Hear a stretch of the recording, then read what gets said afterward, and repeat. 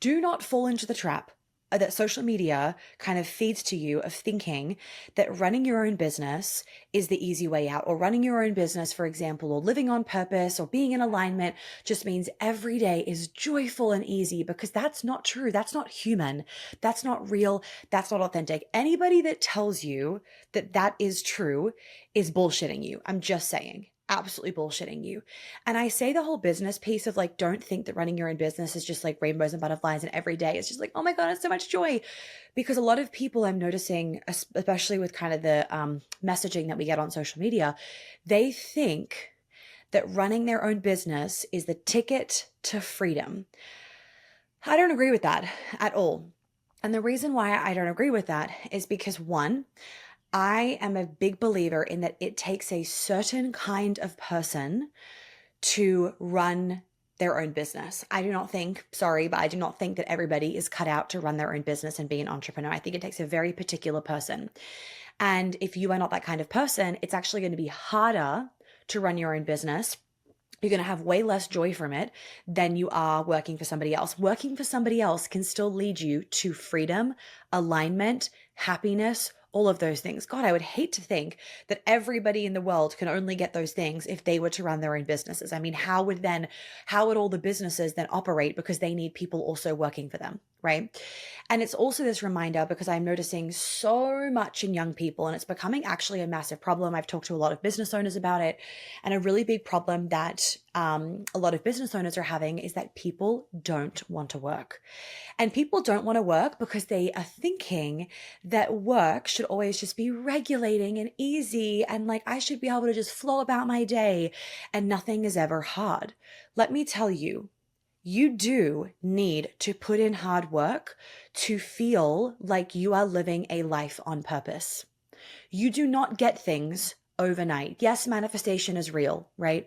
But manifestation doesn't mean shit's just handed to you on a silver platter without any aligned action, without any effort, without any integrity, without any loyalty. That's not what happens. Okay. So there's this kind of trend from, unfortunately, social media where, with all of the kind of burnout talk and nervous system regulation talk and trauma talk, where people are using that lingo and using that kind of like mental health awareness to their advantage, because they are thinking, and obviously there's nuances to this, but generally speaking, they are thinking that it looks like always being regulated, happy, super energized. That's what it looks like to be in alignment. Or like to be on purpose. That's not true at all. There are days where I'm exhausted. There are days where I am frustrated. There are days where things feel really hard. God, there are months when things feel really hard. And I'm still in alignment and I'm still on purpose, right? Not because you have to have this programming of it takes hard work to get anywhere, because a lot of us have that programming, and that programming also doesn't serve us necessarily, because that can make us feel like we are only deserving of X, Y, and Z when we are like killing ourselves for it. But it's not saying that you have to be embodying that, because a lot of us need to kind of come out of that programming, but it's more so realizing that integrity is a real thing. And a person that is embodied in integrity is going to get further, because integrity is a very high value frequency.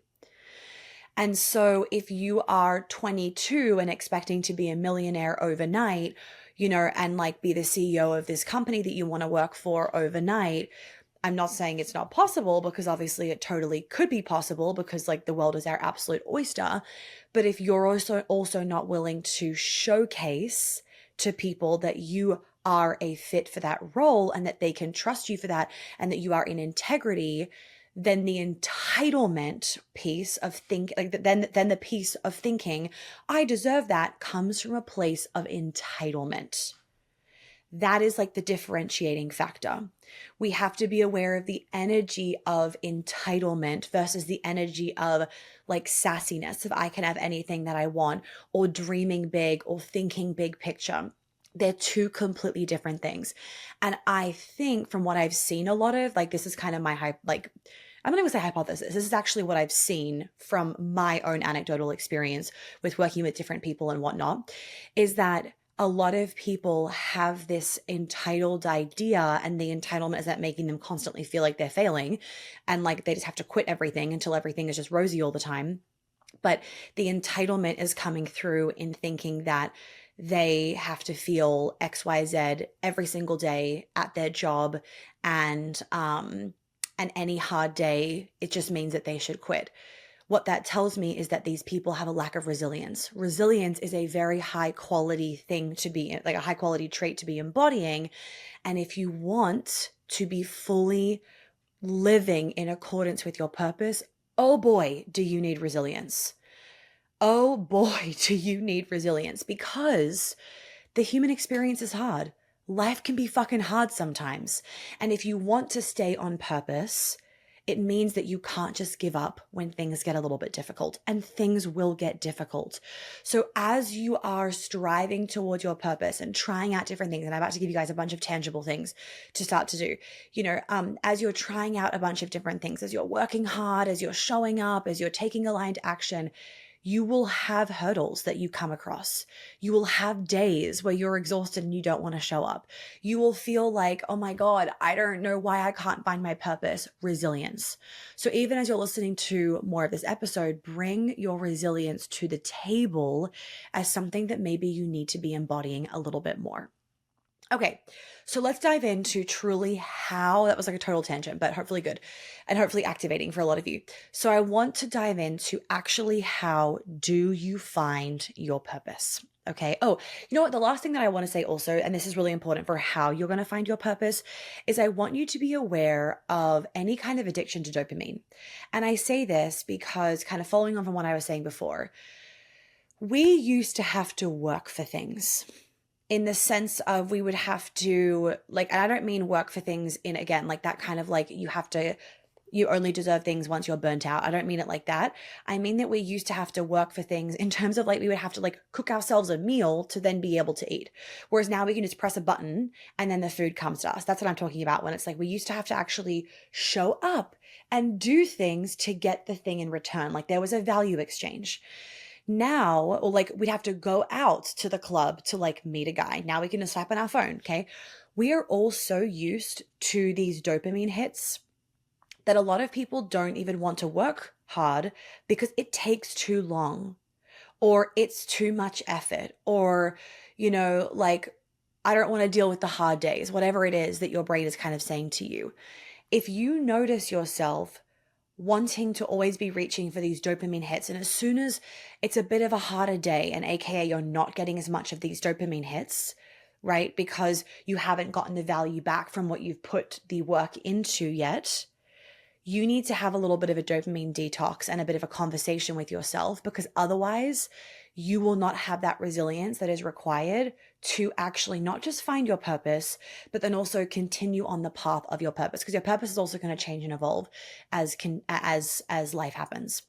Okay, so how to actually find your purpose. Number one, the biggest thing, I feel like this is the thing I'm always saying to you guys, and I'm going to say this quickly and you can listen to other episodes on this, is you need to heal your trauma, because your trauma, micro, macro, programming, your blueprints, all of it, it will affect your sense of alignment, and it will affect your ability to hear your intuition and therefore find your purpose. And I'll explain that in a second.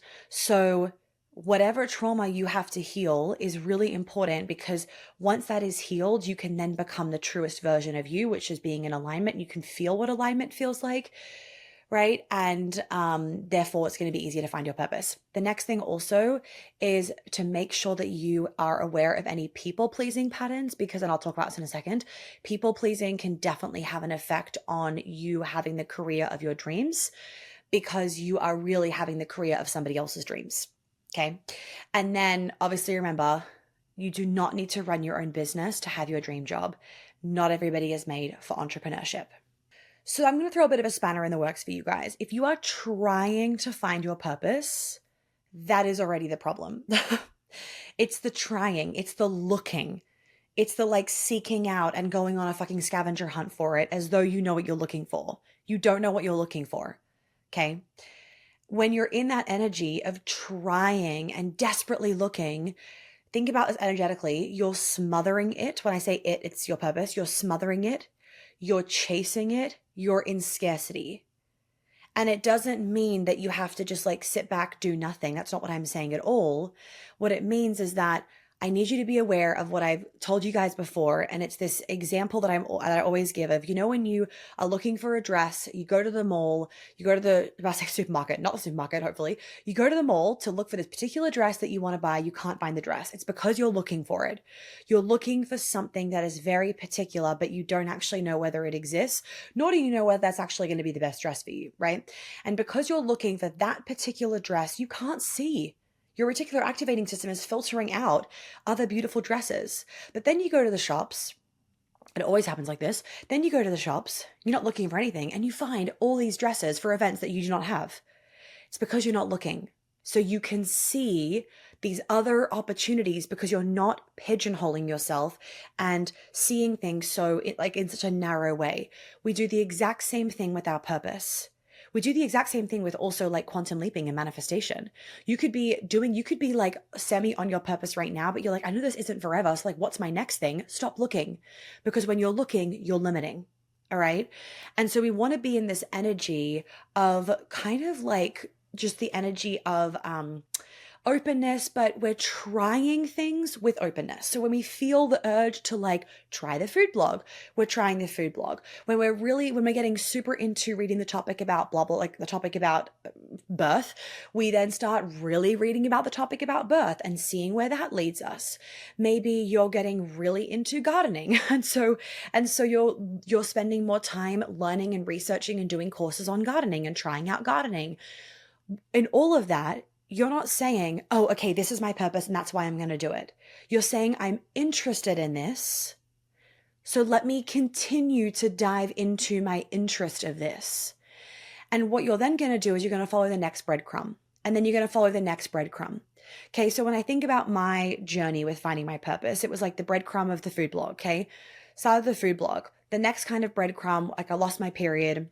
And so then the next breadcrumb was when my boyfriend at the time was like, you're a cold bitch. And it made me aware of how like, oh, men actually don't want cold bitches. They want, these warm, nurturing women. Like, what do men actually want? And so then then that was the next breadcrumb of like, let me learn more about women's hormones and how men influence women's hormones and the feminine and masculine. So I went down that breadcrumb. Right? Then I had my ski accident. That put me down the breadcrumb of like the body communicating to us and trauma. So it was these little breadcrumbs that I kept following. I felt the breadcrumb. I remember this day. I felt the breadcrumb to share about trying to get my period back on my Instagram stories. This is like before my ski accident and all of it. And so many people were responding. All I did was I felt that intuitive, right? That's the key thing. I felt that intuitive, just like, oh, let me just ask whether people are curious about this. So I put it on my Instagram stories and people were fucking curious. So that led me to the next thing, which was reading more about it, sharing more about what I'd learned. Little bread crumbs. I wasn't waiting for this like, Hail Mary, like big, the clouds opening kind of moment where it's like, Monica, this is what you're meant to do. This is your, like, I wasn't waiting for that. It was these little niggles. I would do it. See what would happen. Okay. Do the next thing. See what would happen. Okay. And I wasn't even super aware at the time. And often I'm not super aware at the time when I'm following the breadcrumbs because you really can only connect the dots going backwards, not forwards. But it's about following the breadcrumbs because like I said, get out of this idea of thinking that that you have to, or that it's like the norm to wake up one day and know what it is that you're meant to do, because that has definitely not been my experience.